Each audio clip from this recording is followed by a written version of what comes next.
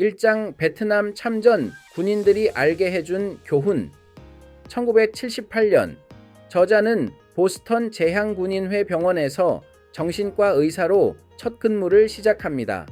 첫 환자였던 톰은 베트남 전쟁 후 PTSD를 겪고 있었습니다. 톰은 극심한 악몽, 재현 현상, 분노 발작, 감정적 마비 등의 증상을 보였고 가족과의 관계도 심각하게 손상되어 있었습니다.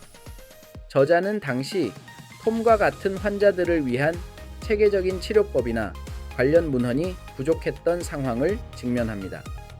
단순히 수면 장애에 초점을 맞춰 처방한 약물은 효과가 없었고 톰은 전우들의 죽음에 대한 죄책감과 기억을 지우고 싶지 않다는 이유로 약을 복용하지 않았습니다. 이를 통해 저자는 외상이 단순한 기억이나 뇌 화학 물질의 문제가 아니라 훨씬 더 복잡한 문제임을 깨닫게 됩니다.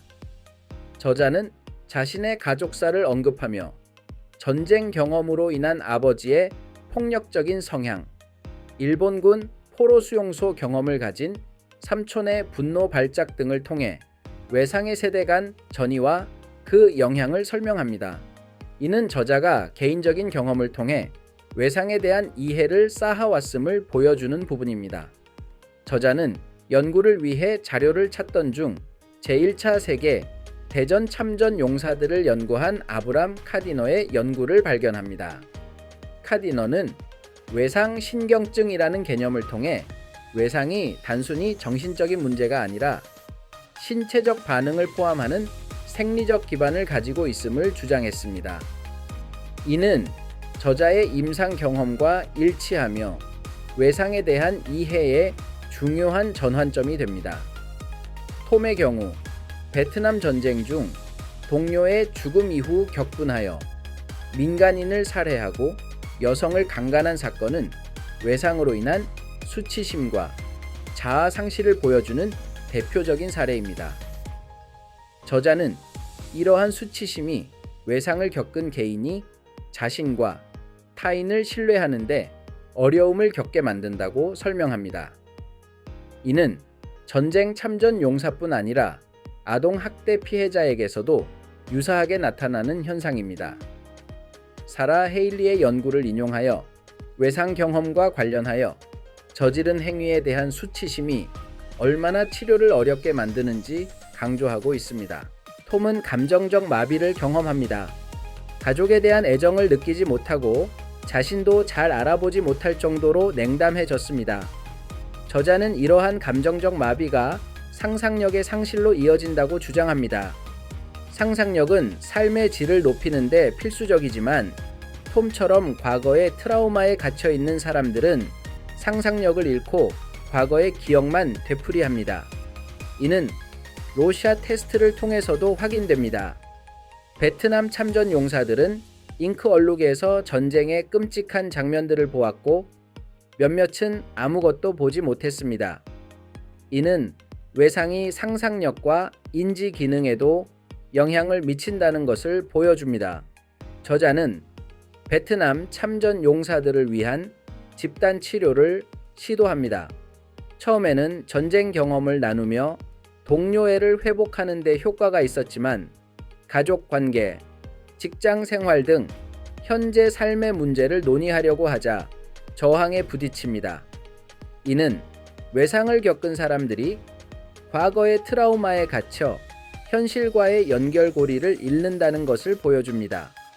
1980년 PTSD, 외상 후 스트레스 장애라는 새로운 진단 기준이 만들어집니다.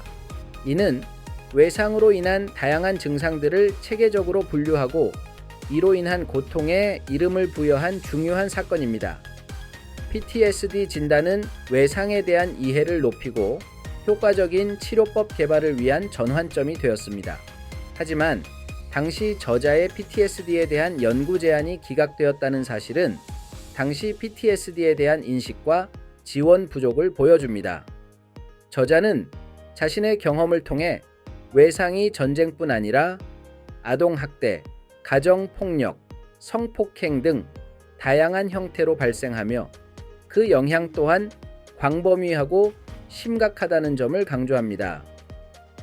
특히 당시 정신과 교과서에 실린 아동 성학대에 대한 통계의 부정확성과 그로 인해 피해자들의 고통이 제대로 인지되지 못했던 현실을 비판적으로 제시합니다. 마지막 부분에서 저자는 30년 동안의 연구와 경험을 통해 외상의 영향과 치료법에 대한 이해가 크게 발전했음을 강조합니다. 뇌 영상 기술 발달과 외상이 뇌, 마음, 그리고 신체에 미치는 지속적인 영향에 대한 이해를 바탕으로 새로운 치료 방향을 제시하며 단순한 이야기 나눔이 아닌 신체적, 정서적 회복을 위한 다양한 접근법의 필요성을 역설합니다. 전체적으로 이 글은 저자의 개인적인 경험과 임상 사례를 바탕으로 외상에 대한 심오한 이해와 그 치료의 어려움, 그리고 새로운 치료법 개발에 대한 희망을 보여줍니다. 특히 외상에 대한 사회적 인식의 변화와 과학적 이해의 발전이 얼마나 중요한지를 강조하고 있습니다.